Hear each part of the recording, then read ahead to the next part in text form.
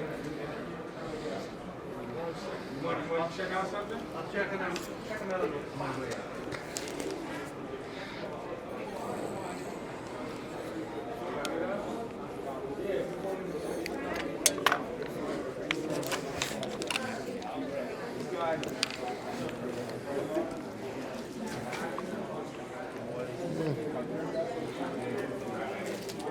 Usually charge 10.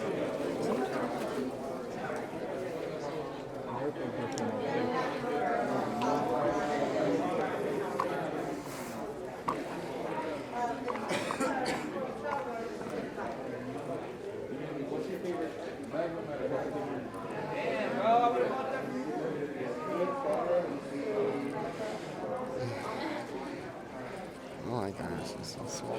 Yeah. But yeah.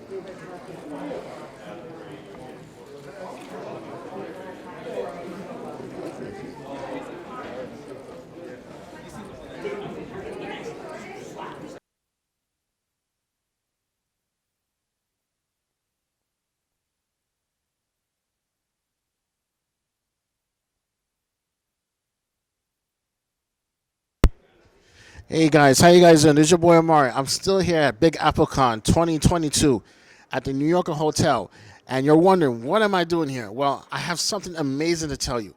I have a very special guest that's waiting in the background. She's one of the few people in the world that actually took Disney to court, kicked their ass, and won her case against them. She will be the second person that I've had on my show that fought a major corporation and won her case. But she'll be my very first female guest to do that. My first guest was actually Ray Felix. He won his case against DC and Marvel for the use of the word superhero. He beat them with a dictionary. But we're going to learn about her story. The young lady I'm discussing is the one and only Ivy SuperSonic. And you're going to wonder what is so special about her that she had to take Disney to court in order to get the recognition she rightfully deserved. Well, we're going to find all about that more after these messages. There's a sound. Okay. Okay. Okay. So what happened was, I was doing all these crazy shows, and my friend was Jerry Blair, and he worked for Tommy Mottola, and he saw my show in Queens at the Metropolis. I don't even know what that was, but the Metropolis, we did this naked painted show, and he said that he's going to have me open up for Green Day at the K-Rock Dysfunctional Family Picnic. It was 98. So whatever happened, the girl, can I say cockblock, she wouldn't allow me, and she made me, we were painting people in a closet, I had these naked girls getting painted in a closet, and there walks Ron Delsner, and I'm like, Dara, Ron Delsner and a wife, hurry. So she grabs Ron, pulls him in the closet, says, I'm getting painted in a closet. We're supposed to be on stage. So Ron makes a call. All of a sudden, we're going through tunnels. Now we're on stage. And there is the girl who works at K-Rock. And she looked at me, and I was like, oh, my God, are we getting arrested? She goes, if I was going to have you on stage, I would have came and got you. And I turned around to everybody. I had 30 people. I said, go, go, go. Everybody's on stage. So now we just broke in on the stage. And then Scott Weiland from Stone Temple Pilots came over, and he's putting on, I have this hat. It's this big. It's 3 to 4 to 5 feet. And I was wearing the hat. He's like, get in my dressing room. I got you. Hides me, hides all the people. I'm in Scott Weiland's dressing room. He's like, you're coming on stage with me. So that's 98. Okay. So I guess you've been doing fashion design for a long time, and you've been doing performance art for a long time, which is really good. I see you got a lot of things going on here. You got the Native American vibe going on. You got your trademark behind you. You got your squat, scrat. Yeah, it's a tongue twister for me. It is a tongue twister. I had the crat, the scrat, and the scroon, so a lot of tongue twisting cartoons. But So what happened with the scrat? all right. So I have to ask first. So I noticed you have the artwork from Ice Age. Like, please tell us what's going on with you and those bigwigs. So, May 1999, I saw something at Madison Square Park in the city, and I didn't know it was a squirrel, it was a rat. I was like, oh my God, it's a scrat. And it was a total psychic vision. I was like, oh my God, the scrat, it's worth $100 million. I was like looking at it, it ran up a tree, I got stuck, really crazy stuff, and I couldn't move for 10 minutes. So I knew it was like this gift from God, I had the scrat. So anyway, I told my boyfriend, he was working at Fox Family. He's the first person I told. He took me over to the Saban booth, and they all worked with the Power Rangers. They all created the Power Rangers. So he brought me in. I'm wearing the Fox Family badge, June 10th, 1999. June 11th, we were back to the K-Rock, and we went on stage with Fred Durst from Limp Bizkit and Kid Rock, and all these bands were body painting us. We had the Scrat banner running across the stage in front of 25,000 people. This is how I started the Scrat on June 11th with Fred Durst, and Tommy Lee called Fred and is like, you know, Ivy's there with the naked girls, can they go on the stage, you know? So anyway, that's how we started. So there's so many, a million things here. Anyway. How did Scrat become involved with Ice Age the movie? Well, so my girlfriend called me. She was dating Shuki Levy, the creator of Power Rangers. She was my model back in that 1998. No, is Haim Saban? Yes. Was responsible for bringing Power Rangers to America. Shuki Levy was just a co-producer for the show. So we went to Shuki Levy's house. So he was the music producer. I was talking to his animators and all my boyfriend at Fox. He worked for Shuki Levy and Haim Saban, and he calls him Unky Shuki. Anyway, my girlfriend Antoinette Hinckley, she was dating Shuki or whatever you want to call what she was doing. She was the private masseuse for everybody at 20th Century Fox, and you know, massaging, doing whatever, and giving them my scrat. Anyway, she calls me up. It's November 2001. She said they stole your scrat. Tony Sella and 20th Century Fox and Blue Sky Studios, they stole your scrat. Yes, that is your scrat. Okay, that's your scrat. Go get yourself a lawyer. So that's where it all started. And I was working in the office at my friend who owned Marquee Jets, Jesse Itzler, who wrote the song for the New York Knicks, Go New York Go. He now owns the Atlanta Hawks. I got that call, and then I was just like... What were your emotions? What was it like for you to hear that? Like, did your heart sink to the bottom of the earth? Yeah, it's pretty bad. It's been pretty bad. I've been doing this. So the first article came out. It was in the Daily News. They broke the story. It was January 14th, 2002. That's 20 years ago this month. Okay, so I've been doing this for 20 years. And this shit is really torturesome. I cannot tell you how bad it's been. But anyway, so what happened was I sued them, and they said that the guy, John Doddleson, he signed papers that he came up with the name Scrat. He just got out of RISD, his first job. His first day, he named Scrat because he thought he should. I don't know. He wasn't even working at the company when he signed these papers. So anyway, I lost in the court. I had to keep fighting, go to the appeals court. They sued me for $1.3 million for their legal fees. I had to do this all by myself. Anyway, so I won that. Then, I had a problem with my copyright and my trademark. My lawyer dropped the trademark.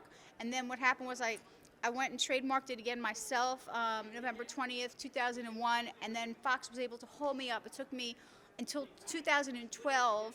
Okay, I started in 1999. It took me until 2012 to get my first trademark. How could they legally hold you up? Like, what did they do? They had an injunction. They put an injunction on you? No, they just have a lot of money and a lot of lawyers. So you know, we're fighting at the USPTO, and I don't know. It took until 2012 to get this trademark. So then, what happened was I had two trademarks. They got thrown out of court. They had this a judge. What are the double trademarks? Wait. So they were ruled against with prejudice. So this case was done and shut. I won at the USPTO. I got two trademarks, and then they went back. Something was wrong. Something happened, and one of my trademarks were now gone. The principal one. So now I have the supplemental trademark. Anyway, so I found another. So what's the difference between a principal trademark and a supplemental trademark? Principal is the top, and supplemental would be underneath it, the baby. You know what I mean? It's resting on top of the principal. So you get one, and then you get other ones under it. So it's I don't know. Once the principal's gone, it's a weird situation. Even though I have one, I don't know. It's not as strong. So I got a new lawyer. We sued in California. I got the oldest judge in the country. He was in his 90s.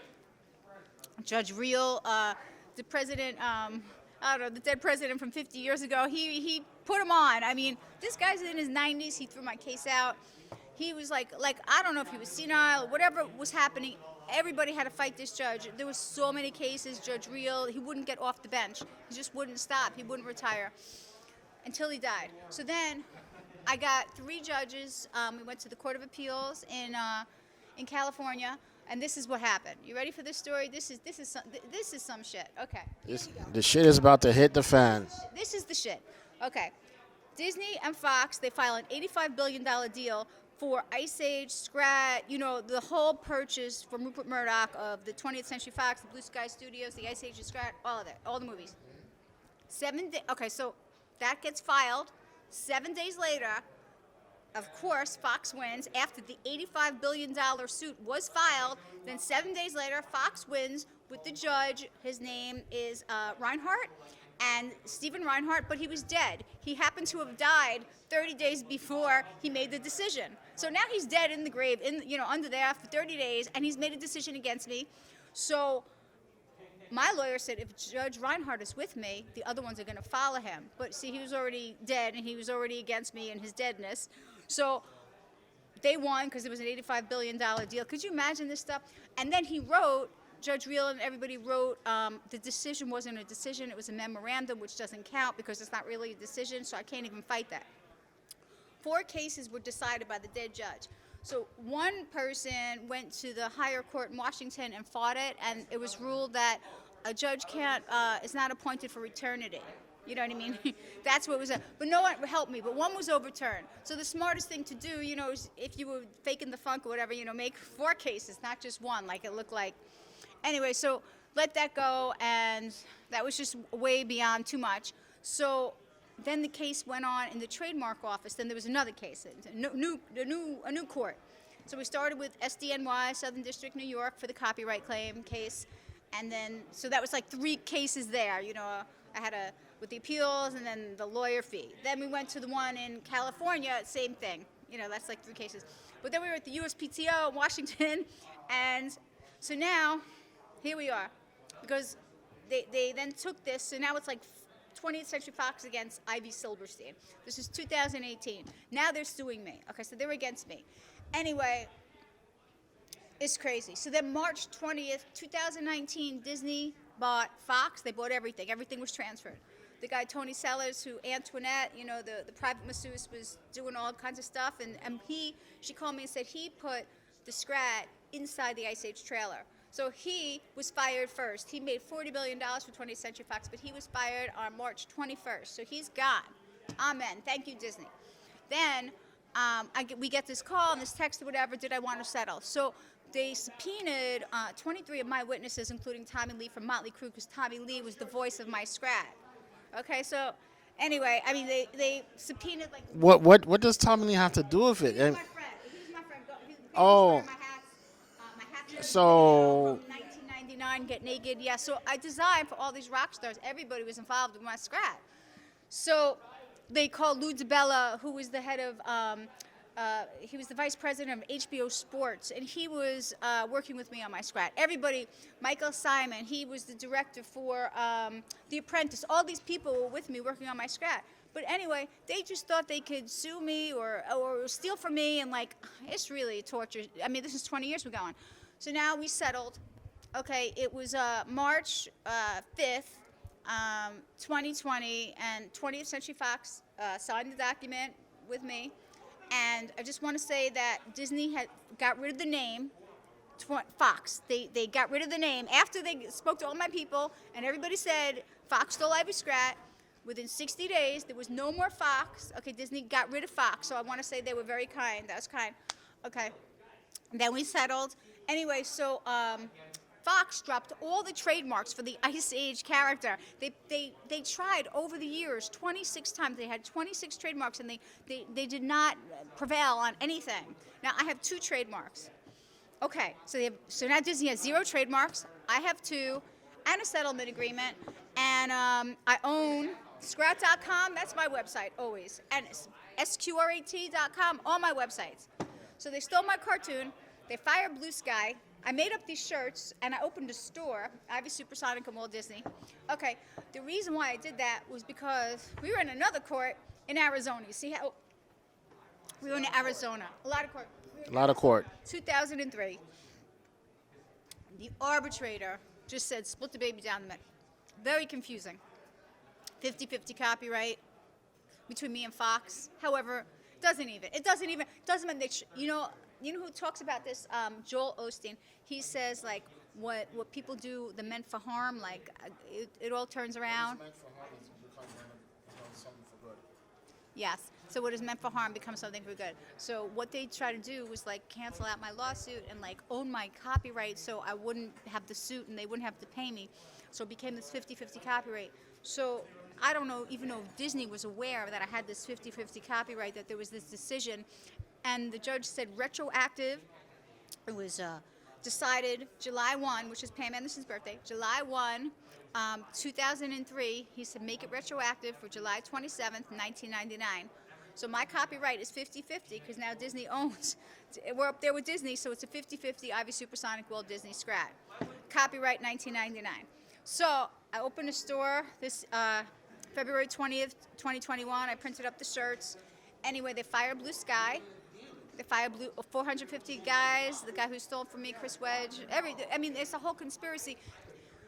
The man who invented Ice Age, who wrote the script, Michael J. Wilson, okay, for Fox Family. Remember Fox Family? Okay, so he says his 3-year-old baby named Flora is the one who invented the Scrat, that she came up with the name Scrat. Okay, so I guess when people steal, they don't call each other and say, this is what this guy said in the deposition. This is what this guy said in court. This is what everybody's signing their name to. You don't want to, I don't know what that word is, but like conspiracy. You don't want to do that. You don't want to tell people who's lying about what. So this guy, he did not know that the other people said they created it. There's a whole long list of people said they created the Scrat. So anyway, his baby did that. So now this is what Disney has. They got a 3-year-old baby. They got Tommy Lee, the porn tape. They got me. I don't stop. So anyways, 20 years. Last night, Ice Age 6 came out by Disney on Disney Plus, and there was no Scrat in there. The key figure in there that had made Blue Sky Studios started out, they made commercials. Because they put Scrat in the Ice Age, it catapulted them into the movie making business, into all these movies, and they made, it was $10 billion gross from all the movies and the ancillary products. So it's the largest grossing cartoon animated franchise in the history of the world globally. Like, this is some story of 20 years. My girlfriend Amy, she says this is more twists and turns than the Yellow Brick Road. That's right. So we're writing the book. That's it. That's my baby. So. And this is for like what? 2000. They've been making movies since 2002, 20 years. So I guess they had to come up with an alternative version of Scrat. Well, on the right is Z. I just want you to know that my best friend's name is Z. Okay, I just want you to know my best friend is Z. And that's Z. And I can tell you who that character is. If you look at the Scrat-ette or the Scratazons and you stare at them, you'll see how they changed the ears. They changed some of the characters, just like they changed my Scrat, made it into their Scrat. They changed the Scrat-ette and the Scratazons and made it into this character named Z. Yeah, so that's what's up. So they really had to tweak that because they couldn't afford the lawsuit anymore. Well, Disney what happened was Disney inherited the lawsuit. So they bought all these things. They inherited the lawsuit, and they were suing me. Like, why are they suing me? I'm the one who created the cartoon. So I'm the one who created the character, right? You're good at this. That cartoon character. So why are they suing me? So we settled it out, and that's it. For $85 billion, they got Blue Sky Studios, who they fired. They got the name 20th Century Fox, which they dropped. They got 15 intent-to-use trademarks for Scrat, which they are 0 now. They had a cartoon Scrat that's very big, but it's still on their Disney Plus. They couldn't put it in their new one. It's simple. There's no beef. We're not fighting. We have no lawsuits. There's no pending litigation. They could buy my 2 trademarks, a license, and they could have, this website would be really good to sell product. Like, I see how they enjoy owning MickeyMouse.com, and then it goes forward to the Disney website. They enjoy MinnieMouse.com and DonaldDuck.com and all those characters. I think they would enjoy this nice Scrat.com too. Well, you can give them a license to sell stuff for you if you want. That's up to you, though. So I'm just going to wait it out. I got a couple of people, and they're really interested, in doing deals and making movies with Scrat. Yeah, so I'll see. I mean, I would love to give Disney the first option. They could really parlay this and make, put it in their theme parks, which they already are making a theme park in Malaysia. And they changed the name. They had the Scrat roller coaster. They changed it to the, because it was called Scrat's Nutty Adventure roller coaster, but they had to drop that trademark. So now they have the Acorn roller coaster, but they haven't opened that theme park. So, what's in the future for Scrat if Disney doesn't do anything? Are you going to come out with your own comic books? Well, I'm a partner of Michael Carbonaro, and who owns his show. Well, I'm a partner in the show. So we have the people. So I'm not exactly sure what I'm going to do. I have a couple of different people who are interested in the Scrat. It's difficult. Like I have a lot of. I'll show you. Hold on. I have a whole bunch of cartoon characters I created. I have the Krat, the Scrat, the Screw, the Angels of America. I got a lot of characters. So I'm just going to talk to my lawyer because I didn't really know what was going to happen last night. If Scrat was going to be in the movie or not. And I have a lot of love and respect for Disney, and I'm so thankful that they respected that I have 2 trademarks and that they honored that, and they honored our contract. You want to sign it? You designer? This is for. How about 2 minutes? How about wait 2 minutes? Mike needs to take it. Okay. He paid for it. He could have it. Okay. So I have all these cartoon characters, and I have a lawyer. My lawyer, my old lawyer, he passed away. God rest his soul. The guy David Einhorn, who did the settlement for me, and I have a new lawyer, Mike's lawyer, actually Neil Burstein. So he's located in New York, and we're discussing, the options for it. I really didn't know if Scrat was going to be in the movie, and it's not, which is a little shocking because he's the main character in all these movies. He was he was like the star. He is the star. He's the star. So he wasn't in the movie. So this is really crazy now.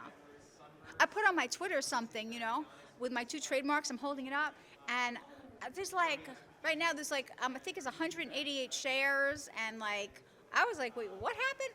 Because I always post on the Twitter. I've been posting on Twitter for years, but I only did it because it goes into Google. You know what I'm saying? So people could find some information. So I'm always posting because you don't know who looks. Or just keep posting. Who cares? Just post it up. And I looked. I was like, I never had 188 shares. That seems like a lot. Maybe it could go viral. It did go viral a little bit. A little bit. Well, so my Twitter handle is I want justice. Yeah, I want justice. So people are forwarding it. I mean, I didn't do anything. I just put one Twitter thing. I didn't say nothing about anything, and it started to go. So, and that was just I saw that this morning. So, yay, maybe it'll keep on going. Okay. So then I have this art I do. I have this art. It's called Ivy's Paranormal. Okay, and I paint with spirit, and yeah. So what happens is that I paint. You could change it north, south, east, and west, and you find different little things. It could be Jesus, could be Moses, could be angels, could be anybody's in the art. They all seem to jump in, which is a very special kind of thing because I didn't even know it existed. But it's called spirit art and psychic art. So you can see past, present, and future in the art, and if you look at it, it may move. Don't let it scare you. It's going to change, and that's what kind of art this is. It's very special art. I don't know. There's a little skull or whatever you see is really what it is. I don't know, but I didn't paint her. She just kind of showed up. Yeah. Is that acrylic? No. So I only paint with watercolors. Yeah, me too. Yeah, so the water, spirit, I don't know, likes water. I don't know. Yeah, just watercolors. Yeah, I'm obsessed with watercolors too. It's my vice. It is, I'm obsessed with it too. Yeah. So I have some new ones I'll show you. Yeah. So, and then I put I use healing water and stuff. I use Pinchas. It's called Pinchas. It's healing water from the Kabbalah Center, or I go to the church. On St. Patrick's Cathedral, and I get their holy water. I feel it's nice to have the paintings blessed. You know what I mean? Because they are, you see, they are a little bit live. Yeah, so the man who made my Scrat is Peter Paid. So it's Disney paid Ivy, right? You see how that works? Disney paid Ivy, Disney paid Ivy. Yep. And then yeah, so these are the first time I actually did big, just like 3x4. Usually I was doing smaller ones, but yeah. So yeah, there's a lot of different things in these paintings. It's been interesting, I'll tell you that. But because what happened was I said, I don't know, I don't think any lawyer can really help me here. I'm just going to fight Fox with my mind. And my first painting was December 19th, 2016, Fuck Fox. And that was my first painting. And then it took off from there. All of a sudden, they were just painting themselves, and it was going crazy. And then So the scrap picture that I see over there, is that watercolor or is that acrylic? that is I don't know. That's art from the computer. So that's not my artist. You have a graphic artist. He did that. Put my nice website, myscrat.com, with the Scrat, and there we have it. You gotta look up. You gotta look it up. Good article. Tells you everything. Okay. Yeah, Okay. So really, what this is these are all like snippets. Okay, hold on. I'm gonna take you right here. This one. She's bringing the artwork over. The SuperSonic painting, and in this painting, which I did, it was Hanukkah and Christmas, like at the same time. And so when you turn it over, I painted it this way, SuperSonic, and then you turn it over, here it is. There's little Jesus and all his disciples in here. So my girlfriend told me, I mean, I don't know, I'm Jewish, so is Jesus, but I don't know, well, it was Christmas, So I started photographing. Like I started photographing, and then I find all these like little images. Like people were like, "That is the crown of thorns," I don't know. And there's like there's a king over here too. And so when you hold your phone, it gives it like a certain lighting. You can kind of like pull it out and see it. Yeah, this is a king, and Jesus, and yeah, this is you got to turn it upside down, and yeah. So that's it. That's the art. Okay, so if somebody wants to reach out to you for like a private commission, how should they go about doing that? I think the best way is just to find me on Instagram. It's either Ivy SuperSonic or Ivy SuperSonic. You'll find it. It's one or the other. It's the same thing. It's like it has both names. So it's at Ivy SuperSonic, but it's the Ivy SuperSonic Instagram. Okay. Well, Ivy, I just want to say thank you so much for sharing your adventure with Fox and Disney. And it's safe to say everything is cool with you guys, or? So I don't want to have any beef with them. They didn't do anything to me. The most amazing thing was when I was living in LA with Antoinette, who actually she had a contract with Fox. She was making the movie trailers. Her and her boyfriend. They had a company called Future Speak under Tony Sellers. So I was at her house, living there for 4 months, pitching the Scrat, and so this guy comes over. However, I found him, and he had to deal with Disney, and he's like showing me how. Munson toys or something. Yeah, he had these toys, and I really wanted to be with Disney, And he was like telling me how much they paid and just whatever, and it was like so weird because that was in 2001, and like here it is with Disney. Yeah. Okay, well, Ivy, I just want to say thank you again for so much for your time. Thank you for inspiring the little people, because what you did was an amazing battle. It was an uphill battle, but at least. There's the dust has settled and there's some peace. People explained to me what I was up against and what this was going to be like. And my dad was an attorney, so you have to think he went to court every day. So 50 years he was at trial. He was doing these cases. He was using these yellow legal pads. This was no joke. He never lost a case. So just think, so if I did 20 years, all right, he did 50. So now I got to learn not just as an artist, so he was like left brain, right brain, you know what I mean? Because he could draw and he could paint, and he was very creative. He played the organ and all the music and the keyboards. Anyway, so now I guess I didn't go to law school, but I get to be not that I'm my own lawyer, but I had to really do on the job training. Yeah, I know he's proud of me because, Daddy, we won. We did it. We did. We won. We did it. We did it. We got 2 trademarks. We got all the properties. We got them all. We did it. All right. Daddy.